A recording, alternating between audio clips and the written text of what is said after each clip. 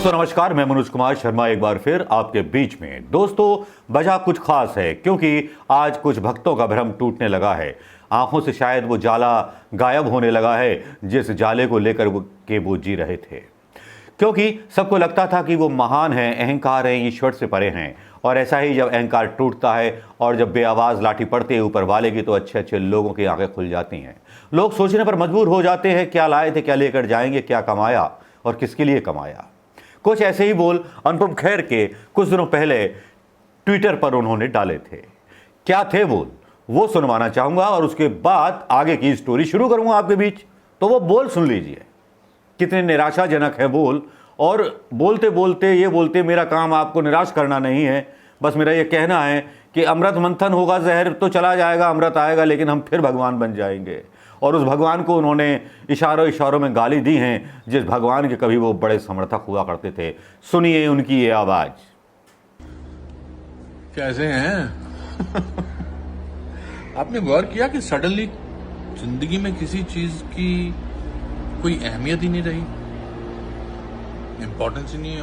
कोई उपलब्धि हो, कोई अचीवमेंट हो, मेरे पास इतनी कमीजें हैं, मेरे पास इतने सूट्स हैं, मेरे पास इतनी चीजें हैं, या मैं इस चीज की तैयारी कर रहा हूं, अब मैं देखो क्या करके दिखाता हूं, मैं अपनी क्लास में फर्स्ट आता हूं।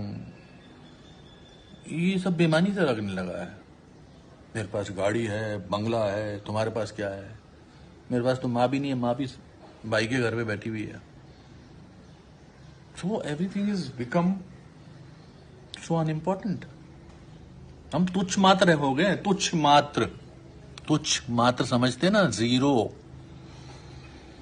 हम जीरो, इस बात का एहसास हमें हो जाना चाहिए था कि हम जीरो ही थे।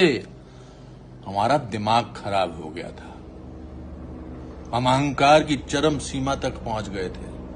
हमारे अहंकार की, हमारे एरोगेंस की कोई इंतहा ही नहीं रही थी।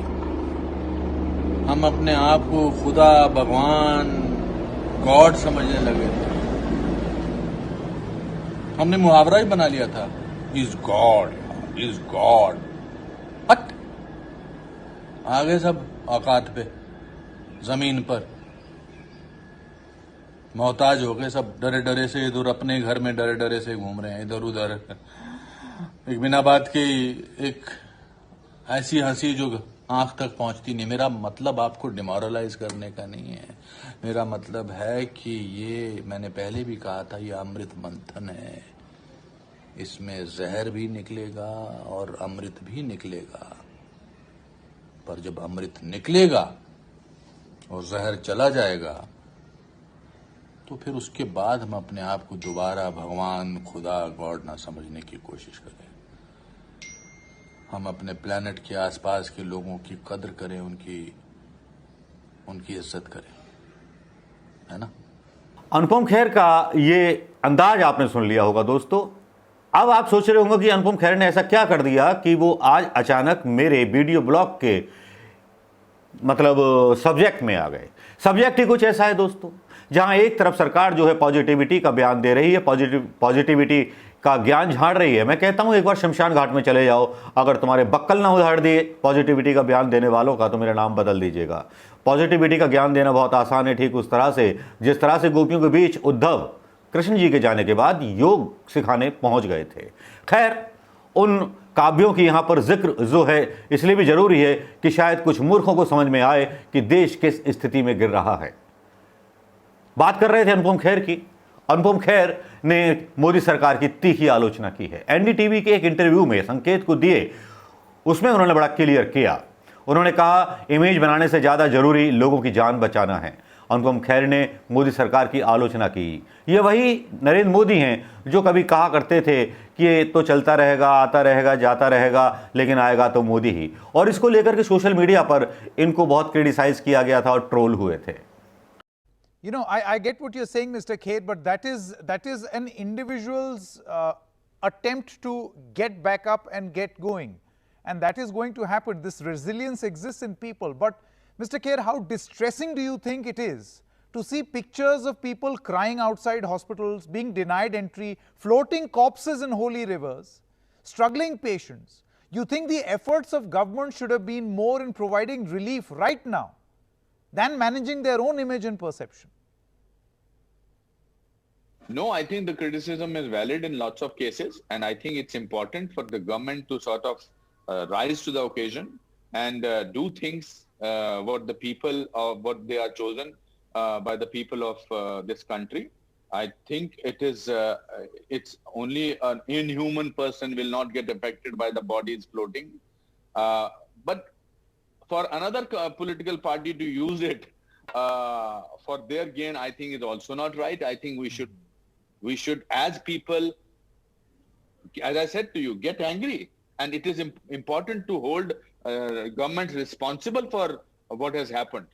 Somewhere they have slipped, and it's important that, and it is time for them to sort of understand that there is much more to life than just image building, maybe.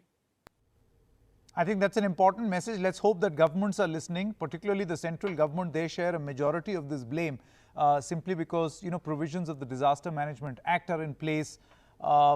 They have to really take the blame. But perhaps once the suffering is over, governments need to... इस टिप्पणी पर social media users जमकर reaction दे रहे हैं। अनुपम खेर जो है trend कर रहा है ट्विटर पर, कुछ उनके इस बयान को पॉजिटिवली देख रहे हैं और कुछ नेगेटिवली देख रहे हैं। कुछ पॉजिटिवली इसलिए देख रहे हैं कि चलिए कम से कम आपका चश्मा तो उतरा, आपकी भक्ति का चश्मा तो उतरा। और ऐसे वक्त में जबकि देश जो है कोविड महामारी की विभीषिका झेल रहा है, तो अगर आप सरकार पर आलोचना कर रहे हैं तो ये अच्छी बात है। लेकिन कुछ लोगों का कहना है कि इमेज बिल्डिंग का जो एक शगुफ़ा अनुपम खेर के थ्रू फेंका गया है, वो सिर्फ इसलिए कि सरकार भी इसका रिएक्शन देखने के बाद माफ़ी मांग ले और अपने बोल ले के गलती हो गई हमसे सारी चीज़ें, तो इसलिए माफ़ कर दीजिए। अनुपम खेर ने यह भी कहा कि इस वक्त सरकार की आलोचना जायज़ है। देखिए कहा क्या, आलोचना जायज़ है। उन्होंने कहा मुझे लगता है कि आलोचना कई मामलों में जायज़ है। सरकार को वो काम करना चाहिए जिसके लिए लोगों ने उसे चुना है।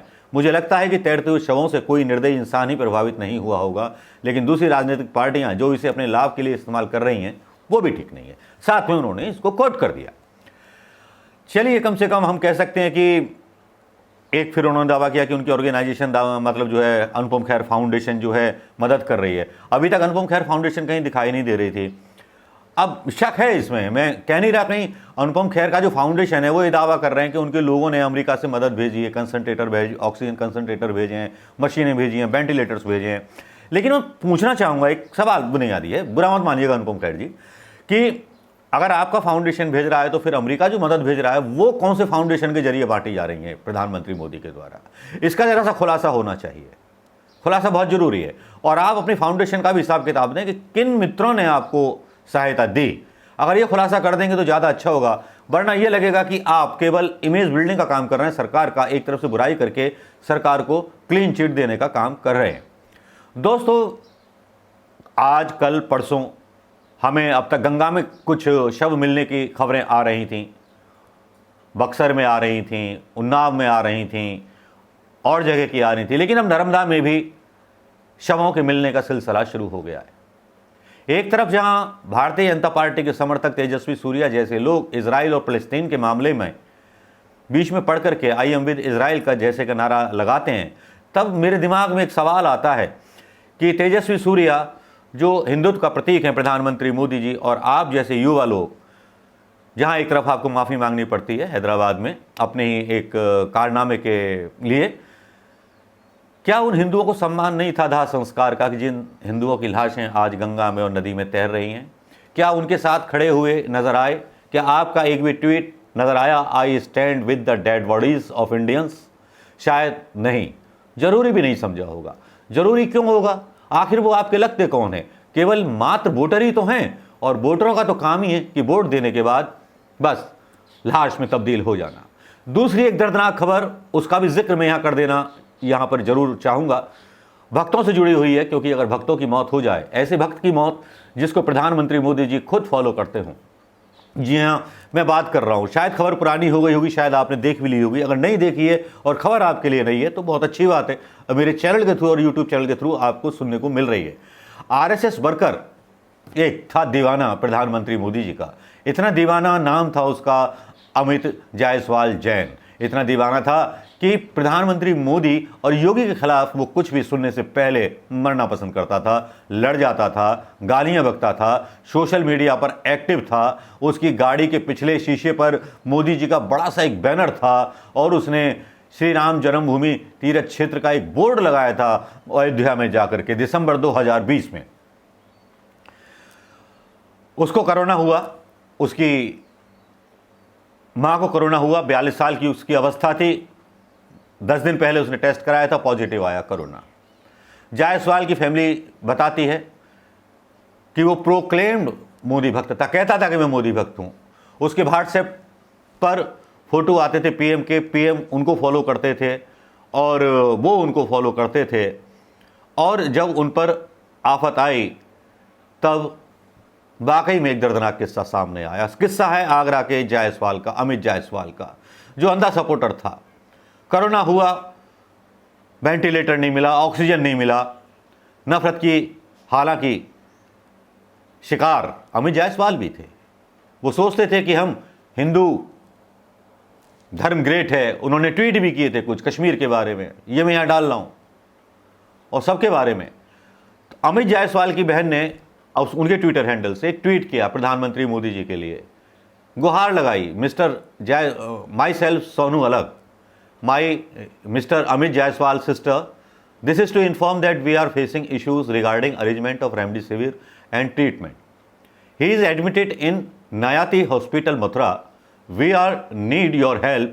He is not well. PMO India उन्होंने अपना नंबर भी दिया था बहन ने कि यहाँ हमारी हेल्प कर दीजिए, लेकिन कोई हेल्प नहीं आई. परिवार वालों का आरोप था अमित ने पूरी जिंदगी पीएम मोदी के लिए निकाल दी. मोदी ने उसके लिए क्या किया?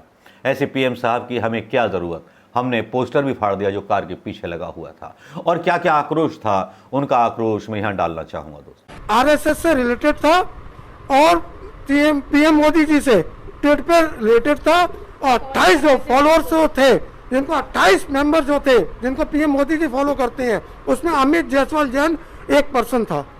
हमने पीएम साहब को भी ट्वीट किया, पीएम साहब का कोई रिस्पॉन्स नहीं है.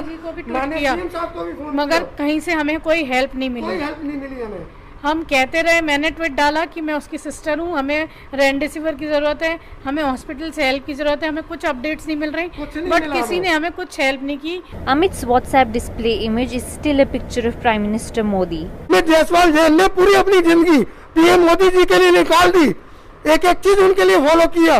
उसकी गाड़ी में स्टिकर लगा हुआ था, पीएम मोदी जी की फोटो लगी हुई थी. हमने बिल्कुल उस स्टिकर को उखाड़ दिया.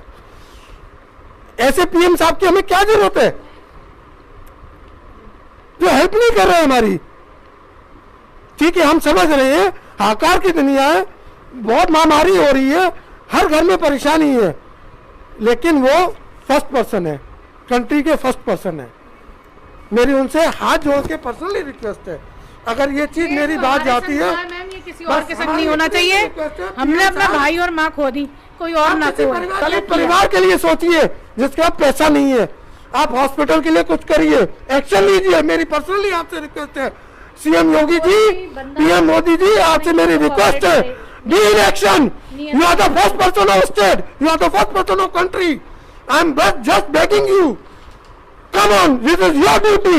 Amit Jaiswal was a very active person for in RSS. Even वो मोदी जी के खिलाफ, योगी जी के खिलाफ कुछ सुन ही नहीं सकता था. इतना बोलता था, अगर उनको कुछ बोलो कहता था कि मोदी जी और योगी जी के लिए कोई कुछ कहेगा तो मैं मारूंगा, पीटूंगा. अमित जायसवाल ने श्री राम जन्मभूमि जी का बोर्ड लगाया है. अभी लगा कॉम्प्लीमेंट्री में आपने देख लिया होगा दोस्तों. उधर अनुपम खेर का भी बयान आपने सुन लिया होगा.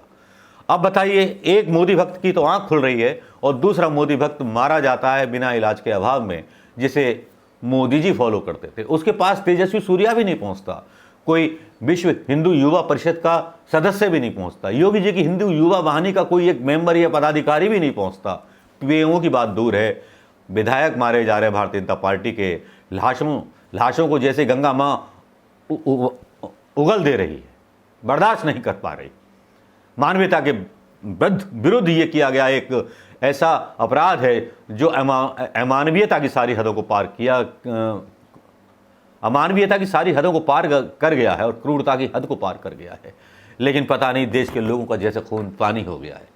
पानी हो भी क्यों ना, क्योंकि सबको 20 रुपये पानी के देने आते हैं, बिस्लरी का पानी खरीदना आता है।